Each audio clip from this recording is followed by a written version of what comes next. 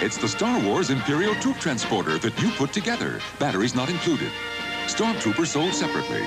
What's that? It's my troop transporter. It makes 5 more sounds, too. There's the laser cannon, stun gun, and stormtrooper. Star Wars Imperial Troop Transporter.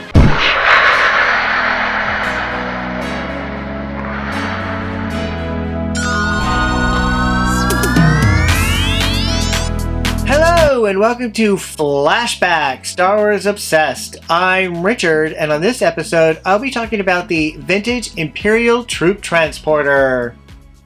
One of the few Star Wars vehicles created by Kenner, which does not make an appearance in the original, canonical film trilogy, the Imperial Troop Transporter is chock full of nifty special features: a swiveling and synchronized radar scope and rotating laser cannon, a 50 megaton blaster according to the included storybook. You may put R2-D2 into droid prison compartment. Place Star Wars action figures in the 2 driver control compartments. Use 2 prisoner immobilization units and the vehicle's 6 side compartments used to transport Imperial soldiers. You can play original sounds from Star Wars. 6 original action sounds from the Star Wars movie. The sounds were stored on a 3-inch wide vinyl record housed within the vehicle.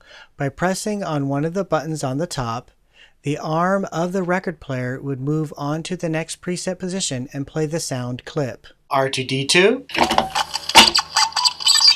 The Troop Transporter sound for the cannon, the blaster, the Stormtrooper, and C-3PO.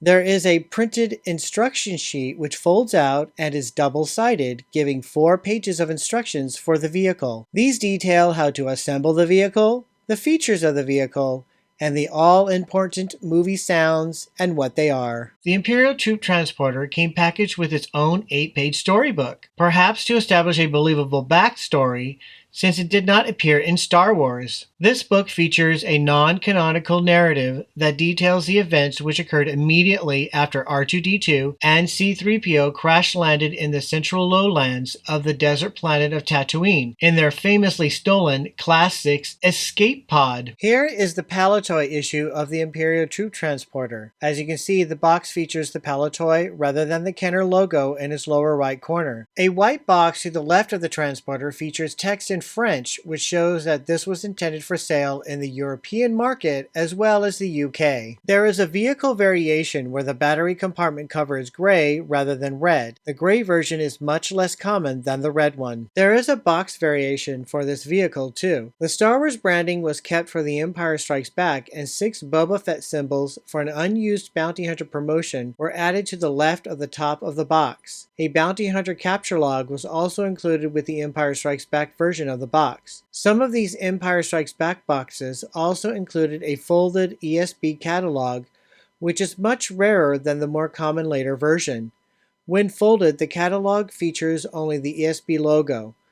The Empire Strikes Back box version is rarer than the Star Wars box version and has the red battery cover version of the vehicle inside. This indicates that the gray battery cover version of the vehicle came first and was produced in small numbers before being superseded by the red battery cover version. I had gotten this in 1979. I was always very careful with my Star Wars collection. That's why a lot of pieces in my collection still look very good. I just took really good care of them. I play with it mostly inside, in my house. I would actually have my friends show me their hands to ensure that they were clean, because I didn't want them touching my Star Wars action figures or toys with their filthy kid hands. I was such a bitch.